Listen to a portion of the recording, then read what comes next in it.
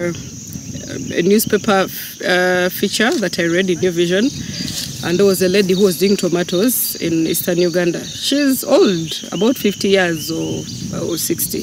So when I read it, actually it motivated me, you know, it inspired me, if I may put it that way, to start farming. I asked myself, if this lady who is probably half my age is doing farming, how about me? So I got the idea. Of course, I didn't have the knowledge. I didn't know what to do. My background is purely arts, and I'd not done farming in my life. Not that maybe I grew up on the farm, or my parents are farmers. Yes, they are, but not commercially. So it's that lady. I always forget her name, but it's that lady that really inspired me to start. So I went out of my way, seek knowledge, visit a few farms here and there together, because I realized that people were actually, from what she was saying, she was really making money. And that season when I started, the price of tomatoes was really high. I think a box was going for 600,000, 500. So I told myself, people are making money just 3 months and you're earning 500,000. What am I doing here? What am I doing in teaching or business? So I was like, I think I should give it a try. So I sought the knowledge, yeah. Most of the things that I'm doing now, I just learned, yeah. It's a passion first, then also could get committed to the project, and then I started. So I started growing tomatoes because I identified a crop that I wanted to grow. It's very important for you to identify. You can't grow each and everything, yeah? Right now, of course, we are doing almost all vegetables because we've gained experience, and also we have maybe resources, and also we have land. I mean, yeah, land is one of the resources, but what I'm saying is we've gained experience. When I was starting, it was just tomatoes. Well, I still grew a few vegetables like peppers, eggplants, but it was on a very small scale, just for home consumption. So I identified that it was tomatoes that I wanted, and I didn't want to do so many things because I wanted to perfect the tomatoes. So yes, I started. I learned how to do the nursery bed. I knew it was the people who trained me, yes, they told me it's very important. Nursery bed is what determines the output, yeah, or the yield that you're going to get. So I really gave the nursery bed my all. I had to select the right seed, then also to do the nursery bed well. Like you see, this is where we set up our nursery bed. It's a bit, you know, local, if I may put it that way. But yeah, this is how we do the nursery bed. There are so many ways of doing nursery bed. There is the normal way where we raise soil, then we broadcast seeds. Probably I will also demonstrate that. Then there is this where we can pot, and then there are the trays. This is a bit economical, this method, and also it helps you because the farming that I do is not just for the sake of farming, yeah. It's not that because we have available land, therefore let's do farming. It is market driven and also passion driven. You should know that if you're doing farming commercially, you should know what you're putting in and how much you're getting out, yeah. Don't just do for the sake of doing. So for us to be able to determine that, it starts from the nursery bed. We make sure that the seeds we are planting, we know that we do what we call the seed count. We know the number of seeds that we are planting. We know the expected yields, you know, in terms of seedlings, and also the seedlings also what to transplant in the main garden. So for you who wants to set up a vegetable farm, especially tomatoes, you should do the hard things. This is not easy. The easy one is when you broadcast the seeds on ground, but commercial doesn't really, you know, give you something good. So for us, we take the time. This takes time. You can use paper pots or polythene pots like you're seeing here. We normally use actually newspapers, though this time were time bad and we didn't have the time to shred and also glue newspapers, so we opted for these. So you can either use newspapers or use these, then pot the soil very well, then compact them like you're seeing, then you start seeding. As you can see, there is one seed per pot, yeah? Because here it helps us determine that how many seeds are we planting in an acre, how many seeds are we planting in half an acre, how many seedlings do you expect to get, yeah? So you can't do that when you're doing things the ordinary way. So we get, after potting the soil, compacting it well, then we get our seeds and we start seeding. One seed per pot, as you can see. One seed per pot, one seed per pot. Because these are hybrids and, you know, they yield well. So basically that is about the nursery bed. After seeding, make sure you get the right seed. It determines the output you're going to get, because don't expect miracles. Don't expect to get big size tomatoes when the variety you planted is, you know, it's bad, it's not good. So hybrids are really the best seeds to plant. There are very many varieties of the hybrids, but for us we chose Ansel this season. That's what we are doing. So after selecting your seed, then after seeding, of course you cover them well here. You cover them. Because we all know what we do or why we have to cover for germination to take place. Yeah, so we give them the warmth. Then we uncover after like 5 days, 3 to 5 days. If your variety is good, it will have, sprouted. So you uncover. After they've sprouted, you should count 5 days. Your record keeping starts from the day you buy the seeds, because you need to count the days. So if you've seeded, let's say on Monday, by Friday you uncover your seedlings. Then you put the shade over them, yeah, because when you take long or you open them late, you're going to see that they're going to be bent towards sunlight, yeah. They should be straight. So when you open them on time, actually you look at the percentage, because here I think it's 90% that has germinated. So if it's between 80 to 90%, then you 80 to 90%, then you uncover. Yeah, don't wait for them to be bent. So after uncovering, of course, you keep taking care of them, watering morning, evening. It's a routine until they germinate. Yeah, morning, evening, morning, evening, morning, evening. Of course, nursery bed takes about 3 to 4 weeks. Yeah, but first we transplant our nurseries. Once they make 3 weeks, that's when we start transplanting, because they are tomatoes and they really grow fast. So you keep taking care of your nursery bed, make sure there is enough shade. As they grow, you also reduce on the shade, yeah? Because when you don't reduce on the shade, still they are going to be bent towards light. You don't want that. So you make sure there is enough shade as you're starting, as maybe probably when they make 2 weeks, about 1 week and a half, 2 weeks, you start reducing on the shade. What is it about the nursery? It's very important for someone who wants to use this nursery bed or to use this method of setting up the nursery bed. You either have to treat your soil or steam it, yeah? Because we all know all diseases that attack tomatoes are soil borne. They start with the soil. So if you can't treat your soil, you can treat either by using an insecticide or by steaming, or by using pit moss. Pit moss, that's when we're using the trays. So for this method, we don't treat the soil. We make sure we treat after we've seeded, because it's hectic. So after putting the seeds, the first water we give the seeds should have a insecticide, yeah, to kill most of those ants, the termites, and also those other insects that might be in the soil that might eat the seeds. So that is it about the nursery. Of course, as they grow, you also boost their vigor by maybe applying a fertilizer, a foliar, for the nursery bed. Once they make 3 weeks, your garden is already prepared. You transplant. So that is about nursery bed. But then something that you should note is that this is what is going to determine what you have in the main garden. So you have to make sure that you take care of your nursery bed very well, because like they say, the first 3 weeks in the tomatoes' lives are very, very crucial. Yeah, it means most of these start attacking tomatoes at this stage. They don't wait for them to be in the main garden or to be transplanted in the main garden. They start from this stage. So you have to be extra careful and also very vigilant. You look out for maybe any infections, any weeds, all the weeds that you're seeing, because you're going to remove them. Any weeds that are there, remove them. You don't want anything to mess up our nursery bed. So the fertilizers, you can use when you're mixing the soil. I left that out. When you're mixing, you can use manure, chicken manure. I prefer using chicken manure. But still, if you don't have chicken manure, it shouldn't stop you from setting up your nursery. What you do, you only apply the foliar. But it's very important. If you have chicken manure, you mix that as you're potting the soil. Once they make 2 weeks, or maybe 1 week, you can put a foliar fertilizer. I already mentioned that. Is it like Grow Starter or maybe Super Green, yeah, Grow Green. Any fertilizer at that stage that has more of the nitrogen and also the phosphorus. Because at this stage we need the roots to establish, yeah, and it's only those fertilizers that have more of the phosphorus that helps in root establishment, and also the nitrogen to help them flourish and also have the vigor. So don't get any fertilizer. You should really look out for that. Like, get something that is stage appropriate, yeah.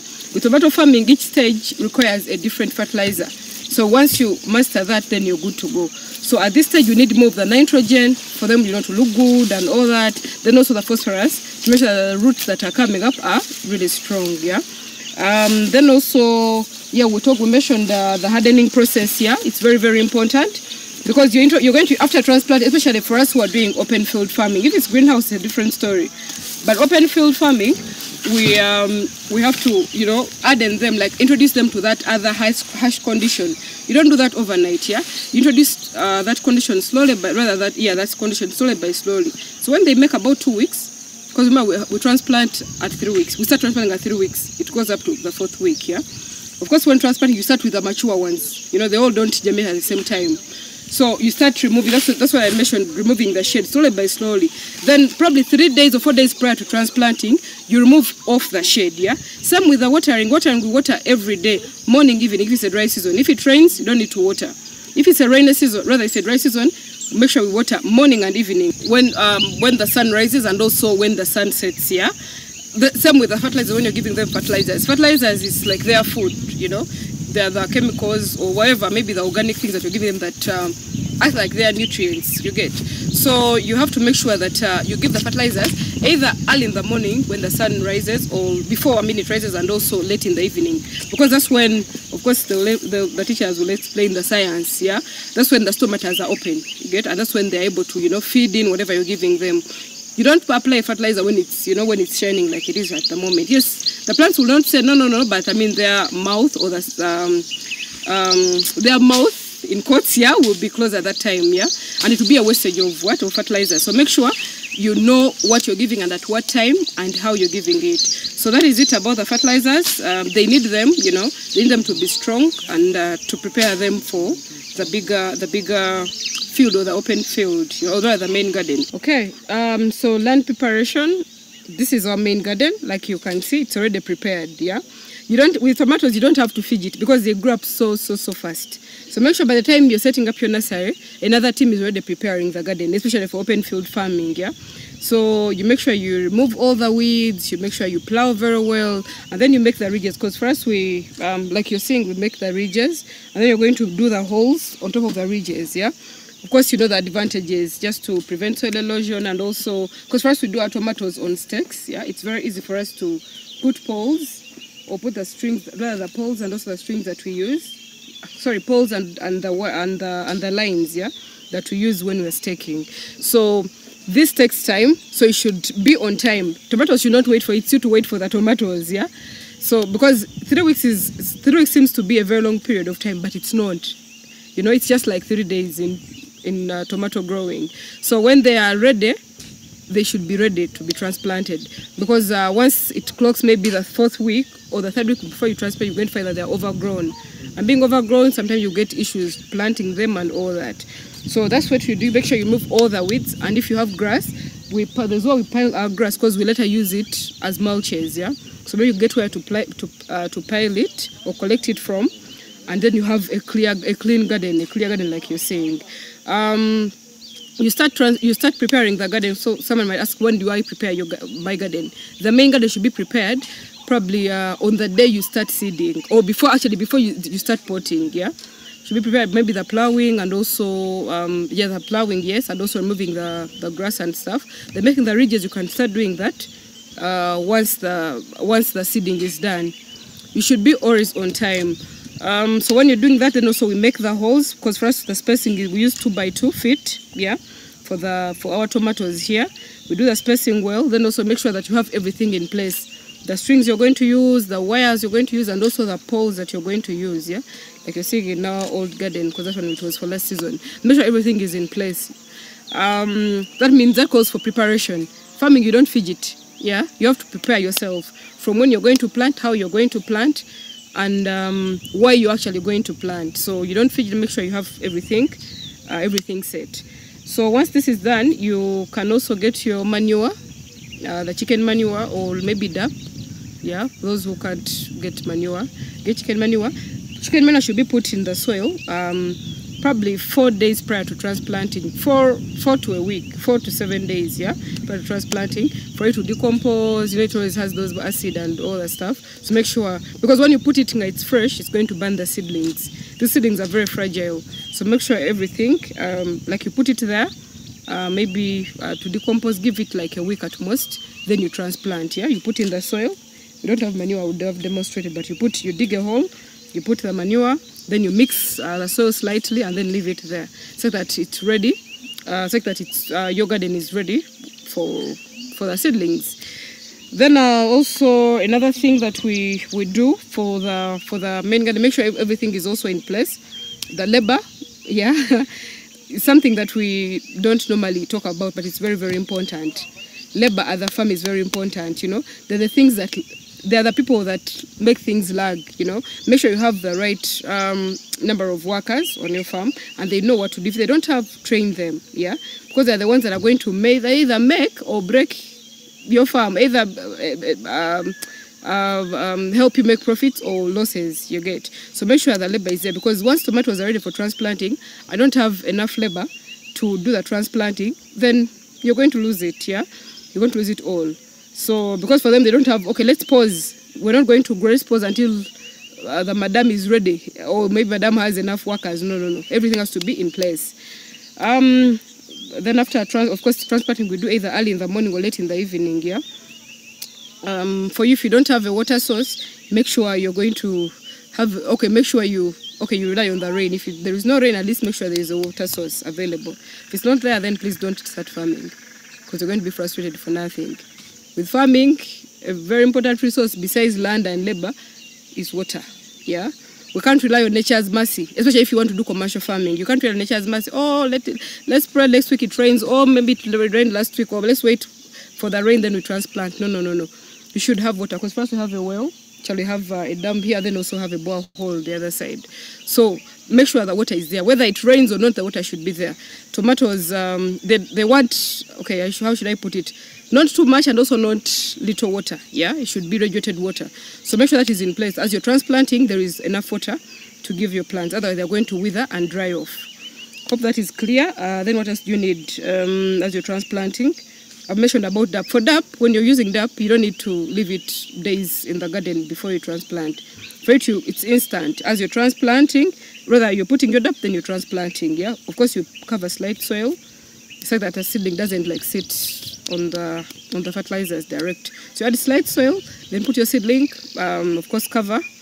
Then you can also put the mulches. Yeah, if you have enough, that's why I told you first, after we've cleared our garden, we keep mulches. We don't burn them, because even in transplanting we need them. When it rains, those mulches help. You know the advantages, yeah, of course, to control the weeds. Then also, for us where we use them mostly is because we control those splashes. You know, when it rains and splashes touch the soil and they come back up on the leaves, that's where most of the diseases come from. We've already mentioned most of the diseases that attack tomatoes start from the soil, yeah, they're soil borne. So whenever a leaf gets in contact with soil, those are diseases. So make sure you as a farmer that at least you prevent that. How do you prevent? Of course, you're not going to hold your seedling up like this, but at least you put the mulches. So as you're transplanting, make sure you have mulches in place, yeah? You can either do the whole thing, or maybe you do around the plant. If you don't have enough, you just mulch around the plant, of course, to control the weeds, and also to, if it's a dry zone, to keep the place moist, and also to, of course, as you're watering, such that water doesn't just evaporate. What else do we need? I think that is it as you're transplanting, the thing that you need to have in place. You either do morning or evening, I've already mentioned that. Then also, yeah, transplanting should really, for an acre, it should really take you a week at most, you know, a week at most for a full acre. If it's like a small piece of land, just one day you're done. You should be, commitment is very, we can talk about all these. Oh, you do this, you do that, you use this fertilizer, you use the other seed, you get this kind of hose, you get this irrigation. But as long as you, the farmer, is not committed, all that is for nothing, yeah? The most important thing that I always mention, it's all these things that we're mentioning about don't come natural to some people, yeah? It starts to be an extra thing that you're doing, you as a farmer. That's where the commitment comes in. You need to be committed 100% to your project. If it's just for home consumption, those ones you can just, but if it's commercially, like a full acre and you're investing, because this is a huge investment, yeah? Okay, not very, very huge, but at least it is, you know, full acre of tomatoes is not something small. So if simple things like putting the nursery in place, putting the main garden in place before transplanting, like if you can't really do that, then what are you going to do in tomato farming? Like, it takes an extra mile, yeah? You should be 100% committed. Most of the things that you think, those ones are easy, they're the things that are really going to cost you. Any slight mistake in tomato farming will cost you the entire plantation. Any slight mistake. You don't mulch on time, those splashes come on the leaves, they're going to spread very fast, because that's when the early blight starts about, yeah? The spotting will start, early blight starts. You might not really lose it all, but at least you're going to spend a lot of money, you know? not only, but at least more money to treat and all that. So you have to be really extra careful and also serious with your plantation and also your project. Yeah, some of the things that you can control to probably cut on the cost and all that, please do them. Of course, we start applying. You can't do. Some people always talk about organic farming. You can't do 100% organic farming on a large scale. It's practically impossible. You cannot. Yeah. Because and also when you look at it, most of the pesticides and also fungicides that are in the market that are organic, if I put it that way, they are more expensive. Yeah. And the most important thing for you, a farmer, to do is that try as much as possible to cut costs. Yeah. If there is an alternative, always choose the alternative, because this period of 4 months, because tomatoes we count 4 months, the 3 weeks, of course, and also the 3 weeks till you start transplanting. 3 to 4 months, rather, yeah, is it? Yes, 3 to 4 months. It's not a small period of time, yeah? So, and a lot happens, there are so many uncertainties. So don't just spend money because money is there. There is DAP and also there is manure. Let me get DAP. No. Please go for manure. Try to cut costs as much as possible, because you know when you'll get your money back, or you know whether at the end of the season you'll be able to get actually the money that you invested in. Yeah, that's something that you should really mind. Cut the costs as much as possible. Be committed to your project 100%. If you're not ready to commit 100%, you can invest in other things, but not farming, especially tomato farming. Yeah, we talked about the spraying. That's when it starts the moment we transplant. Yeah, most diseases attack tomatoes. We've already mentioned. I mean, the soil and also that. And also, tomatoes is a very tricky vegetable. Unlike others you might not even really spray. You can maybe just apply urine here and there, mix ash and maybe charcoal dust, and you're good to go. But with tomatoes, yeah, especially open field, you have to spray them with either preventive fungicides and pesticides and also fertilizers. Yeah, they get attacked easily. I don't know why. Scientists will tell us, but I don't know why. But that is it, And for you to get something out of tomato farming, you have to really put in a lot in terms of time and in terms of the chemicals that you're applying. It doesn't mean that you have to put a lot. You need to know how you are, because also planning matters and also whether saves you a lot. Yeah.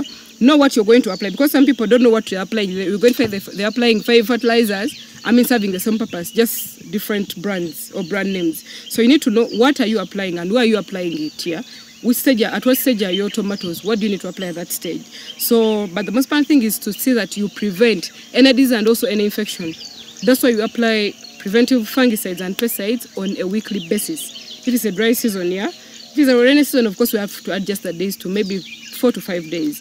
So make sure at least you're spraying. Then that's when the moment you start, rather after transplanting like this, you start that very evening or tomorrow morning. Otherwise, if you don't, you're going to come back when there are some insects that have already cut the stems. Yeah.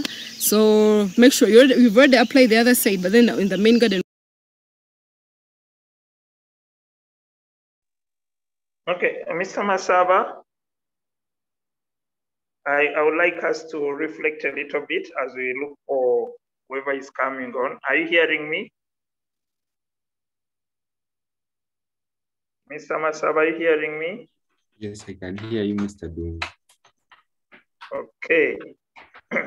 So we have been listening to our, we call her the slave farmer. That's what she calls herself. This, for some of you, this is not the first time you're listening to her, but I thought that her way of explaining how to look after the seed and raise the seedling was very important for us to discuss this morning. Anything that has come to your mind, somebody raise your hand and tell us what you have learned so far in this.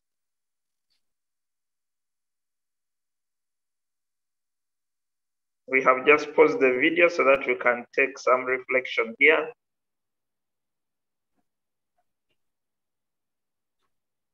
You can either put it in the chat or you can raise your hand and speak about it. Mr. Masaba, if you can look at the chat.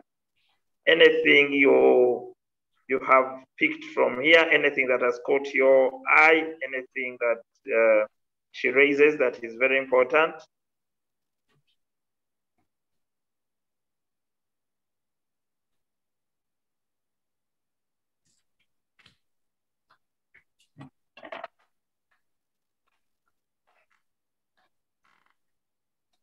Anyone?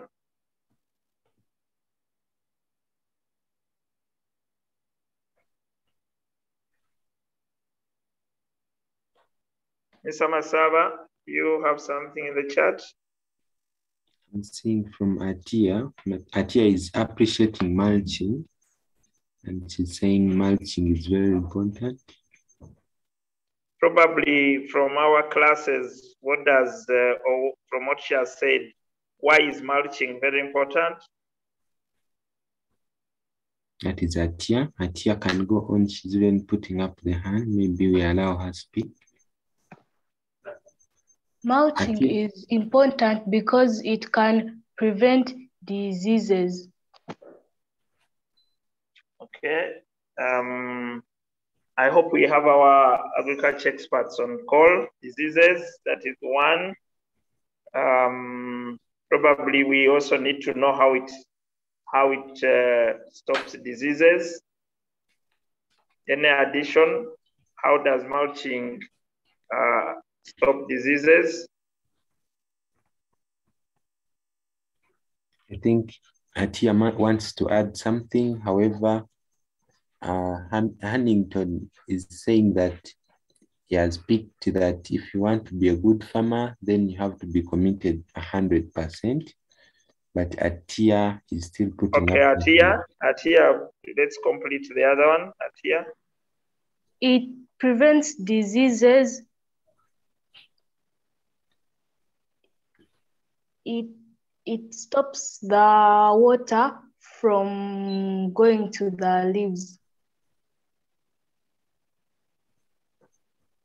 Mulching stops water from going to the leaves, and that's how it stops diseases.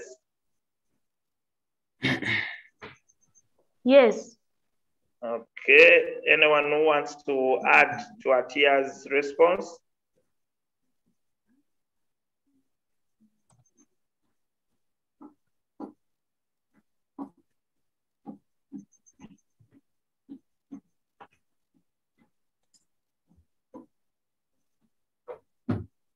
Yes, Elizabeth. Teacher Elizabeth. Yes, thank you. Good morning, everyone. I'm going to just rephrase the farmer's statement. She was like, mulching, it minimizes water splash, especially when it rains or even during watering, because most of the diseases in tomatoes are spread through the soil.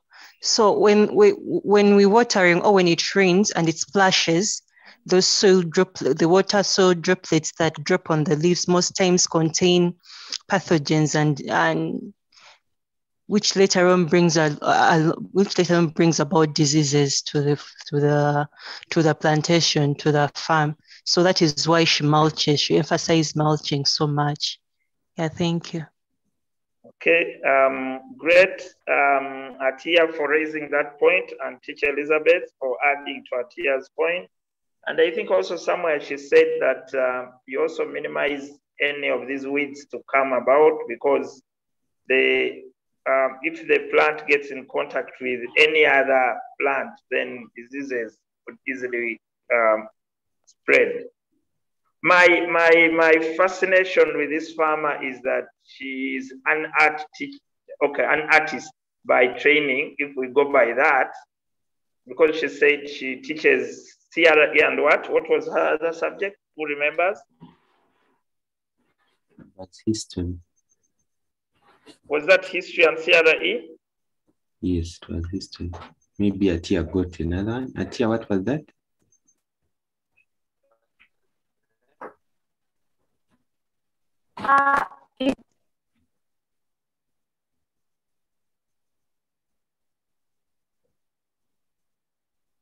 Are we missing Atia? She closed the microphone again. Atia, you better open the microphone and you talk to us. Teacher, she says that it's art. Okay, but can you believe that she's not a scientist when you listen to her? And my question is, so who is a scientist, and when should we consider ourselves scientists and artists? Is there somebody who can give us an insight in this? Who is a scientist, and when should we consider ourselves scientists and artists?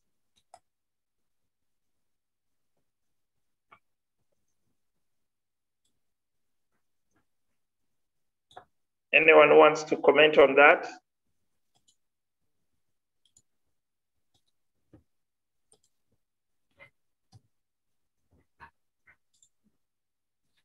Because I know when we're in school, somebody says, me, I'm a scientist. Me, I'm an artist. For you, an artist. For us, we are scientists. So who is a scientist and when should we consider ourselves scientists and artists?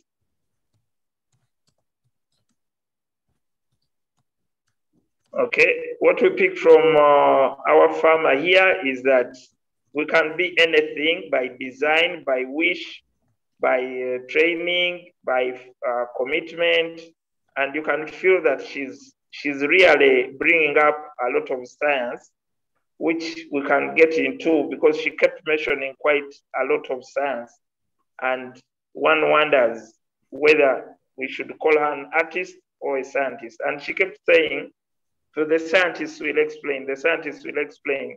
But then the scientists who are not practicing are also dormant scientists. Maybe now she becomes a more active scientist. But let's go and pick up that issue of commitment raised by Huntington. Huntington raised the issue of being committed 100%. My question is, in all your schooling years, you've been in primary, you have started secondary, and for us, the teachers, we've gone through quite a number of years. When do we teach or when do we learn commitment? Or how do we learn commitment? How should we learn commitment in school?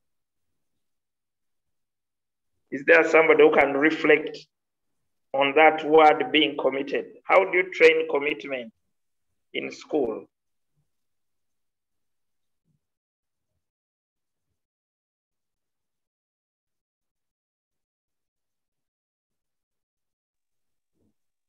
Somebody can type in the chat or raise their hand. We want to reflect on commitment because she kept talking about being committed, being committed. Being committed. Merina is saying, where are we? Where are we? We are at the Alibert farmer, Merina, and we've been watching a video of a farmer and we are reflecting on the farmer. Is there somebody who wants to tell us about commitment? How do you become committed? How do you learn being committed when we are in school?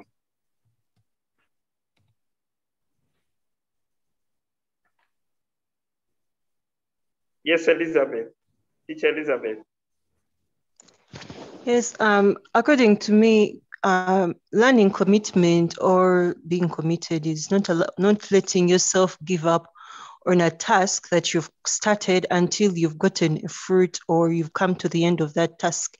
How I may train commitment to learners is assuming I put up a project I put forward a project to a group of learners, maybe, okay, we're growing carrots. My task is to make sure these learners go through the entire process without giving up on it and making sure that they get the final product from this project of maybe growing carrots. Yes, it comes, I think it also comes with practice. Of course, you start somewhere, and with time, if you go on encouraging it, someone starts to be that kind of person without even being pushed towards it. I think that is how I can train commitment to learners. However, with the adults, there is this thing of kacha mama mera. It takes time to put up a habit that hasn't been with you from your youngster years. Yeah, that is what I think. My thoughts. Okay, we may not be able to train adults on commitment. We need to start training the youngsters. We should have started training ourselves on commitment early enough. And what I hear is that there must be a task, there must be hands-on, there must be work, there must be a project. So I'm wondering whether for a teacher teaching on the blackboard, they can be able to teach commitment to the learners so that we are sure that when they get into the workplace whether they are employed or they are doing their own projects, they really have commitment of this. So to the students, if your teachers ask you to do a project, to do an activity, that is commitment. That is building commitment, building resilience, building work ethics. And you need to jump on every opportunity to do something in school, because you spend so much time in school, and that is when we grow commitment. You cannot grow commitment after university. Otherwise, you will become like the adults we are, probably, who did not have that commitment. And Huntington says we learn to be committed when we start something and take it to the end, but not giving up. I like that. You can start something at home and you run with it until the end. Whoever comes here every day and is connecting to us every morning, probably we can say that they're committed to this, because they have a timetable and they always refer to it. So it is running that task until completion. Okay, is there anything you learned? We want to move on and find some people to take us to their farms, and later on we can come back and complete this video. Is there anything else you saw in the chat, Mr. Masaba, that was raised by someone? Is there something someone wants to? I think the last one was from Marina, who was wondering where we were, but you answered that. Cutting costs as much as possible. That was teacher Elizabeth. I think she has talked about that. I don't see any other thing in the chat apart from someone who is inboxing me here, wants to present, but she's not on the farm. I have to play the video from here. She's what? She's not on her farm. I have to play the video from here. Okay, so are the videos ready? Yeah, I have the videos ready, and Gabriela also is setting up her farm. I think she's putting better cameras this morning.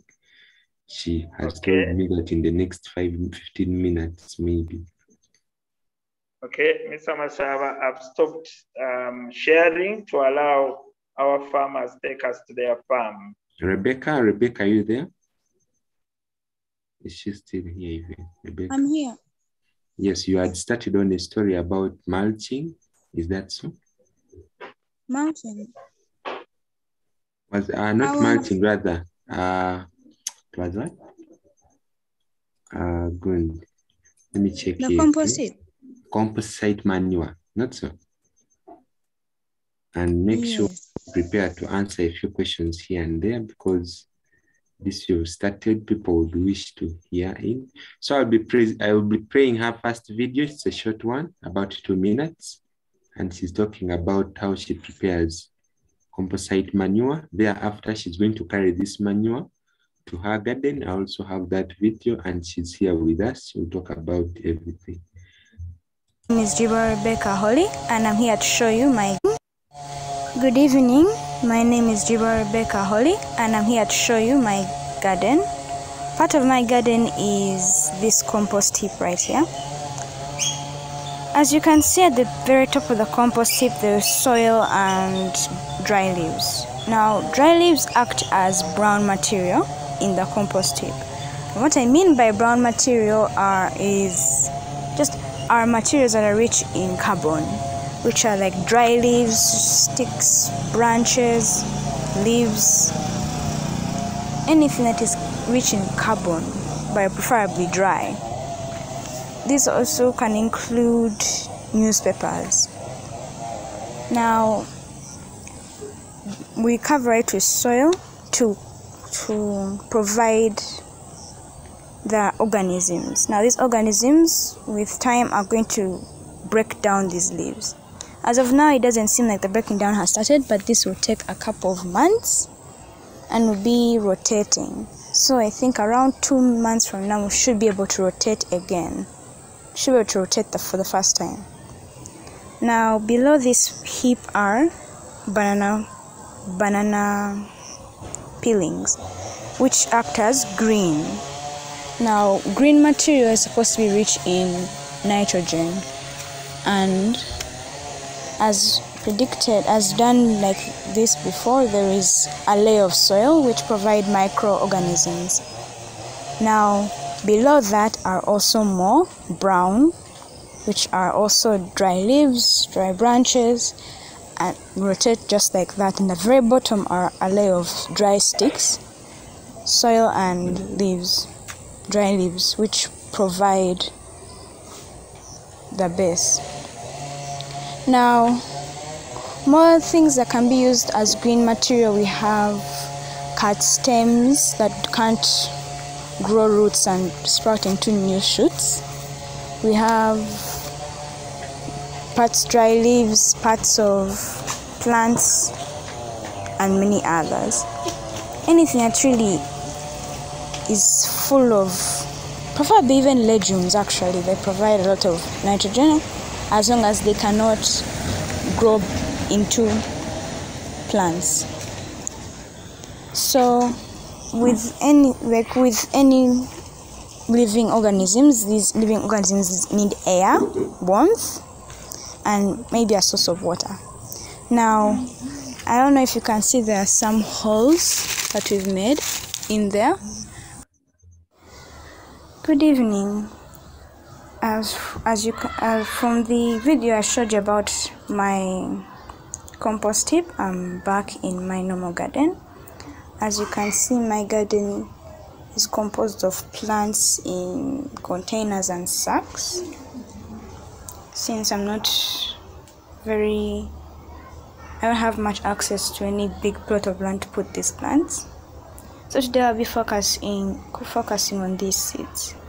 Now the big white seed is a cucumber, and the 4 brown ones are cornmeal, the seeds for cornmeal. Now before I plant seeds, and this isn't very compulsory, I like to soak them first to speed up their germination. Now for cucumber, you normally soak for around 24 to 48 hours. Actually, you soak for 24 hours. And for the coriander seeds, you soak for 24 to 48 hours so that they can soak in the water and they can start the germination before you put them in the soil. Now today I shall be showing you how to grow the cucumber. Now, if you take a closer look at the cucumber, there are these 2 corners. I don't know if you can see them. There's this corner up here, and then this one down. Now, I don't think it will be visible on camera, but this side is much sharper. Now, this side which is sharper is the side that has been attached on the placenta in the fruit, the cucumber. So this part is how it should be facing up. Now, how I grow cucumber is I put half in the soil, which is the root part, the blunt part, and half up. And I'm going to put it in this container here, just like that. Now with these seeds they grow with, they are more, I made research and they are more attracted to light. They require light more than others, so this is why we've left the part that is supposed to grow the shoot up first. So it encourages to grow faster. Now in these other containers, I have put like other seeds. So with time, I'll be able to show you the seedlings. And I won't be growing the cucumber today because of the coriander today, since I've already grown some. And this is some of the mature ones that were here beforehand. So, as I said, inside here are 3 to 4 liters of water and 2 tablespoons of apple cider vinegar, and I've put this mixture in this spray bottle. Now what I do is I spray the leaves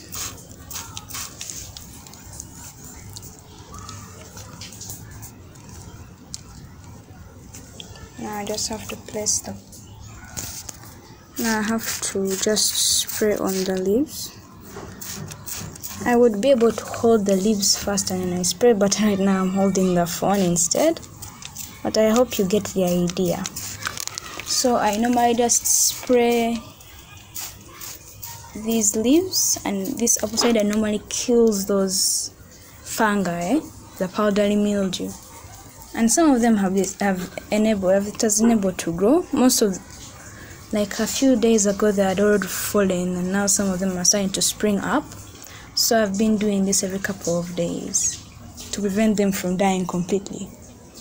So I have done the same to this other carrot plant. You see it's much more vibrant, though for this one I was able to remove the diseased leaves beforehand. So unfortunately I couldn't remove all the seeds for this one because the majority of them had gotten it, and I couldn't remove it without compromising the carrot from growing. Though I was able to do this one because it was only one leaf, and you see how vibrant it looks and healthy. So these ones I have to treat them before the whole plant goes. If I don't do within the next few weeks, I will just decide to cut them off. It will take longer for them to mature than this other carrot, but they will still survive nonetheless. Thank you for listening to me and have a nice day. Good evening. My name is Jiba. So basically that is Rebecca. She has taken us through how she prepares the manure. She showed us how she puts it the other side. I didn't see her putting, but she showed us the garden bit of it. And she has showed us how she sprays the garden. And I will be stopping there for now, and we receive questions for her now that she's here. Let's type in the chat for those who can type, and for those who wants to put up the hand, you can always put up. Yes, Brian. Did you opened the microphone? Did you want to say something?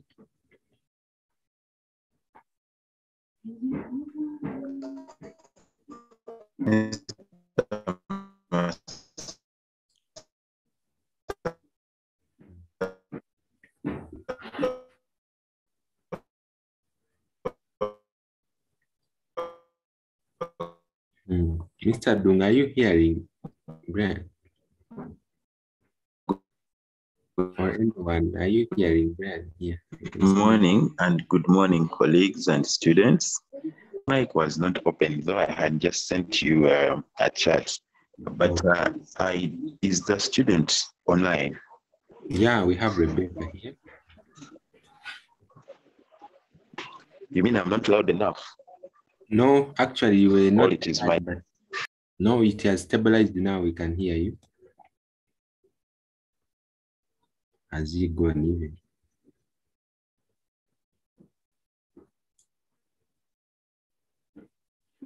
Okay, as Brian connects the audio, Rebecca Hannington is asking, what do you use to spray on the plants? You talked about which thing do you use? Use that question in the chat. You can open the microphone and respond straight away. On the leaves, I use 1 gallon of water, which is 4 liters of water, and 2 tablespoons of apple cider vinegar.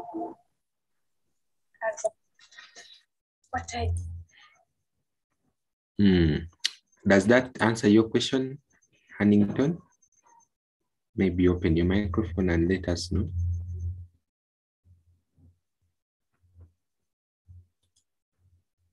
Okay, we will be receiving more questions if you put up the hand here, or you can always type it in the chat. What and what, Rebecca? You better explain. Don't move very fast. Move like a farmer.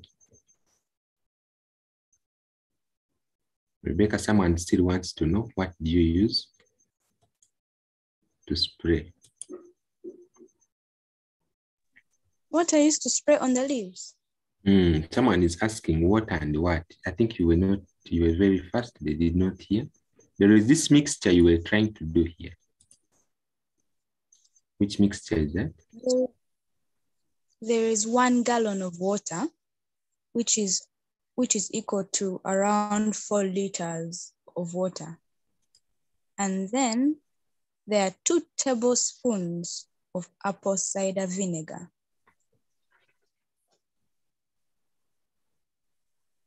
Does that answer the question? Yeah, I think that one is answered now. Let's wait for the next question. Yes, Hannington is okay now with that. So let's type in the chat for those who still have the questions, and you can always put up the hand. What does Rebecca add in her composite? How long does it take to be ready? And that is from Brian, is an expert here. You need to tell us, Rebecca, what do you put in your composite and how long does it take to get ready?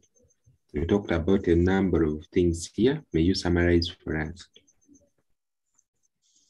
In my compost heap, I put in, it's kind of layers, right? At the bottom layer, there are sticks and dry leaves, which are brown material, which are rich in carbon. And then I put on top of that soil and stuff like banana peelings and also some cut stems like from leftover plants from thinning and some leftover bean pods if you have them. And then I cover that with soil and water, which kind of helps with the survival of those microorganisms. Then we add more soil, then we put more brown, which could be, again, leaves, dry leaves which are fallen from trees, even shredded newspapers, as long as there aren't any strong inks, like you haven't put on mark or anything, those newspapers can work, even tissues. And you can also put on top of that soil and water. And then again, you put the green, which could be coffee grounds, cut green plants, even eggshells, which are crushed, and fresh vegetable and fruit scraps, like from the kitchen. And then you cover that with soil and water. But on top, the last layer on top has to be brown material, which could be dry leaves, straw, and branches and sticks. Does that answer the question? Yeah, but you raised another question instead. And is it necessary for you to dig a pit for the composite? That is one. How often do you turn your composite materials? Have you understood that question? Or I repeat? Yes. I turn I'm supposed to turn every 2 months, depending on the season. If it has been a very hot time, like it's normally requires you to have like a thermometer. But normally if you have, it's been a hot season, you do it after 2 months. If it's cold, around 2 to 3. It takes much longer for the heat inside to build up. And why we need the heat is to like help, again, break down the materials. And we usually turn them to prevent it from burning up and destroying the microorganisms. So we turn every 2 to 3 months. Okay. We can put animal manure in place of like the dry leaves, but not on top of the heap, because they tend to attract those pests that we don't really want there. And they can attract pathogens. So we put them at the very bottom layers, not on top. Okay, that is very good. And in your video, you did not show us the turning. Maybe in the next video, if you're showing us about composite, you can prepare something and you show us how you turn. However, Brian is still asking, when is your composite manure ready for use in the garden? Well, it will be around 6 to 8 months from now. It takes quite a while for everything to break down evenly and to be usable in the garden. All right, thank you so much. And In your second video, I expected you to show us how you transfer this manure to the garden. Maybe if you can put that as your last. How do you take this to the garden the other side? Maybe quickly as we get the next presenter. I mean, it has not yet fully broken down, so I can't actually transfer it as of now, though I do use some manure from the last time I did it. I used the leftover manure from last time I did it, but I'm still waiting for this to be prepared. All right, there is the last one in the chat. You have to read it yourself. Everyone is appreciating your idea of the composite manure. You need to switch to the chat and say something that perhaps you can respond. Someone is trying to say something here. And yeah, we are still inviting questions to Rebecca if you still have any. And if you don't have, we will be switching to the next presenter. Rebecca, we must thank you. It was a very good video to tour around your garden. And I need to find out if Ashraf is ready. Ashraf, may you open your microphone? Yes, Teacher Elizabeth, as we find out from Ashraf. Yes, thank you so much. Thank you, Rebecca. I love your idea of composting and everything. I have one question for you. How often do the crops that you plant? Because I understand you plant in compost. You do your seeding in compost in the compost material that you've made.